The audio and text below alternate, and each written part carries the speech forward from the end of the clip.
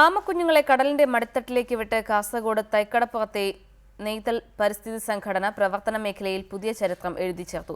കടലാമ സംരക്ഷണത്തിൽ 14 വർഷത്തെ പ്രവർത്തനത്തിനിടയിൽ 24,000-ഓളം ആമമുട്ടകളാണ് ഇവർ ശേഖരിച്ച് വിരയിച്ചത്. കടലാമ കുഞ്ഞുങ്ങളെ കടലിലിറക്കി നെയ്തൽ തീർത്ത മാതൃക രാജ്യത്തെങ്ങുമുള്ള പരിസ്ഥിതി സ്നേഹികൾക്ക് അഭിമാനം പകരുന്നതാണ്.